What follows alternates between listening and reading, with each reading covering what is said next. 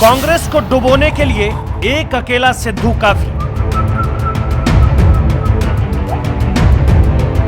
पहले खुद को डुबोया, अब पार्टी की बारी है।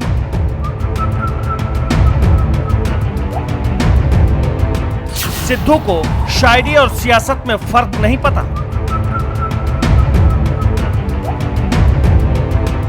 एक तो कांग्रेस पार्टी उस नाव का नाम है जो बिना पतवार ही चले जा रही है, ऊपर से उसमें सिद्धू जैसे सवार हों तो कहना क्या। सिद्धू खुद एक शेर बार बार सुनाते हैं जो कहीं भी किसी के ऊपर भी फिट बैठ जाता है। शेर ऐसा है कि आकाश की कोई सीमा नहीं, धरती का कोई तोल नहीं, साधु की कोई जात नहीं और फलाने ढिमकाने का कोई मोल नहीं, कोई मोल नहीं। लेकिन अब यह बदल गया है। आकाश की कोई सीमा नहीं, धरती का कोई तोल नहीं, साधु की कोई जात नहीं और सिद्धू का कांग्रेस पार्टी में कोई मोल नहीं, कोई मोल नहीं। जिस कांग्रेस पार्टी में कमांड और कंट्रोल दोनों कमजोर हो गई है, वहां सिद्धू पंजाब में अपनी पार्टी को गर्त में ले जाने के बाद भी कॉलर उठाकर चलना चाहते हैं।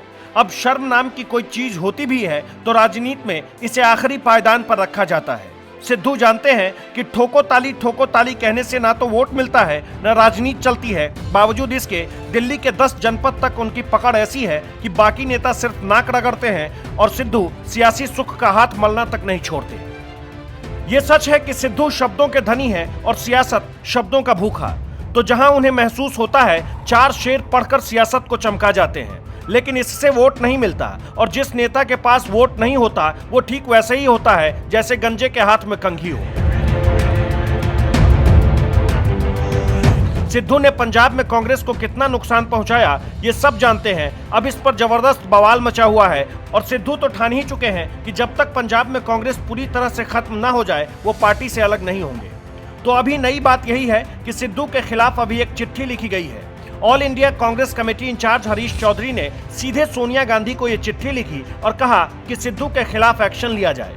चिट्ठी में इस बात का भी जिक्र है कि सिद्धू पार्टी से ऊपर तो नहीं है और अब उनके खिलाफ एक्शन बहुत जरूरी हो गया है। वैसे ये पहली बार नहीं हुआ है कि किसी ने सिद्धू के खिलाफ कुछ बोला हो, लेकिन कार्रवाई के नाम पर कुछ होता नहीं है। वैसे इतिहास ये भी जानता है कि चाटुकारिता विकास की सीढ़ी तो होती है लेकिन मंजिल नहीं, वो भी राजनीति में तो बिल्कुल नहीं।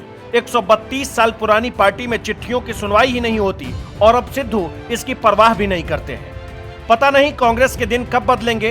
पार्टी को वैसे उम्मीद है कि हालात बदल सकते हैं, गाड़ी पटरी पर फिर से आ सकती है, लेकिन यह तभी होगा जब इलाज बड़े स्तर पर हो। वरना सिद्धू जैसे शायरीबाज नेता पार्टी में रहेंगे तो पहले से बीमार कांग्रेस को तीमारदार की जरूरत ऐसे ही बनी रहेगी।